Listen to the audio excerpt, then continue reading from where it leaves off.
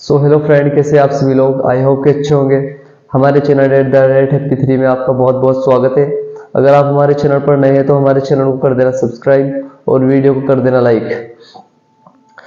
तो फ्रेंड्स, आज का हमारा टॉपिक है मेनिंजाइटिस। मेनिंजाइटिस क्यों होता है, कितने प्रकार का होता है, इसके कारण और सिम्टम्स के बारे में बात करेंगे।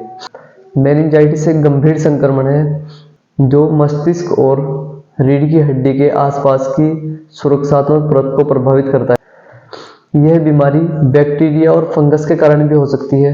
Meningococcal meningitis, Neisseria meningitis bacteria के कारण होता है। इससे बड़ी महामारी पैदा हो सकती है। यह सांस ड्रॉपलेट के जरिए एक व्यक्ति से दूसरे व्यक्ति के अंदर भी पहुंच सकता है। मेनिंजाइटिस जो होता है वो हमारे मस्तिष्क के आंतरिक परत को प्रभावित करता है।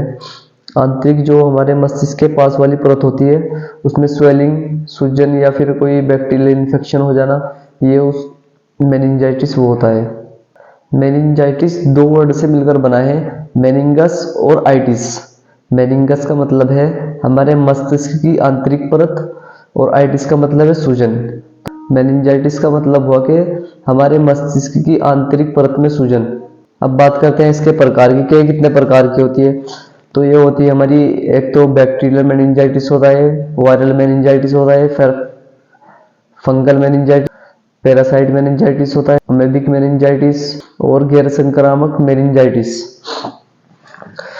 तो हम बात करते हैं बैक्टीरियल मेनिंजाइटिस की कि बैक्टीरियल मेनिंजाइटिस कैसे होता है। इस मेनिंजाइटिस के प्रकार में हमारे मेनिंजस में संक्रमण हो सकता है और ये जानलेवा भी हो सकता है। ये बहुत ज़्यादा खतरनाक होता है। अब बात करते हैं हम वायरल मेनिंजाइटिस की। क्या वायरल मेनिंजाइटिस कैसे होता है।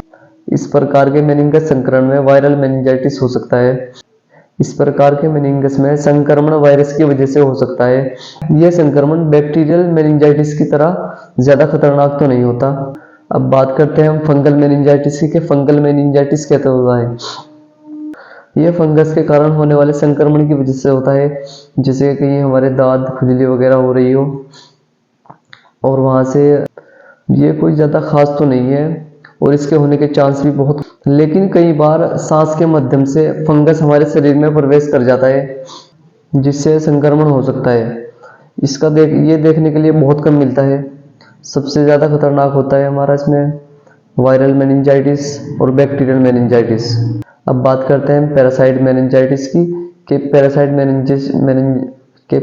मेनिंजाइटिस क्या होता है। इस मेनिंजाइटिस के प्रकार में संक्रमण पैरासाइट की वजह से होता है जो हमारे दिमाग और तंत्रिका तंत्र पर यानी कि हमारे नर्वस सिस्टम पर इफेक्ट डालता है। यह मेनिंजाइटिस बैक्टीरियल मेनिंजाइटिस और वायरल मेनिंजाइटिस जैसा नहीं होता है। अब बात करते हैं एमेबिक मेनिंजाइटिस के बारे में कि एमेबिक मेनिंजाइटिस क्या होता है और क्यों होता है। यह नेग्लेरिया बाउलरी नाम के एक एमीबा से होता है। ये इस संक्रमण का एक दुर्लभ प्रकार है जो आसानी से लोगों में नहीं पाया जाता, यानी कि ये हमें देखने को बहुत कम मिलता है। अब बात करते हैं हम गैर संक्रामक मेनिंजाइटिस के। गैर संक्रामक मेनिंजाइटिस क्या होता है।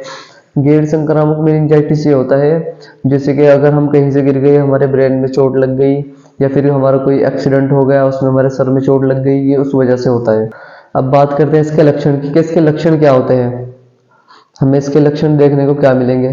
तो इसके लक्षण हमें देखने को मिलेंगे बुखार, सिर दर्द, कंपकंप, जोड़ों में दर्द, मांसपेशियों में दर्द, हाथों और पैरों का ठंडा पड़ जाना, त्वचा हमारी इसमें पीली हो जाती है और हमारे होंठ नीले हो जाते हैं इसमें।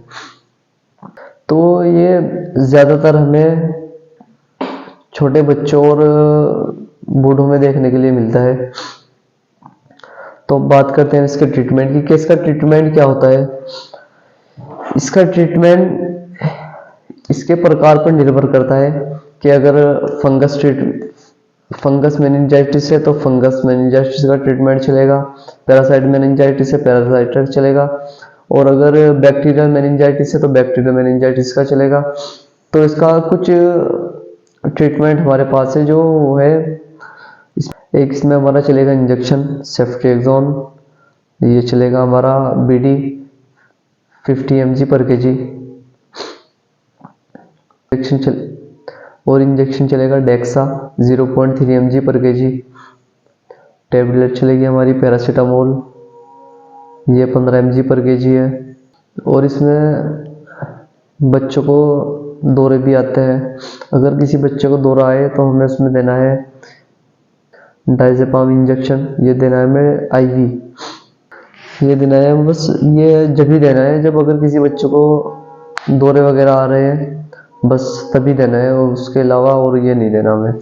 और इसमें हमारी एक टेबलेट होती है फेनोबारबिटॉन, वो खास तौर पर इसी के लिए काम करती है। फेनोबारबिटॉन टेबलेट होती है, वो चलेगी रात में 15 से 20 mg पर kg।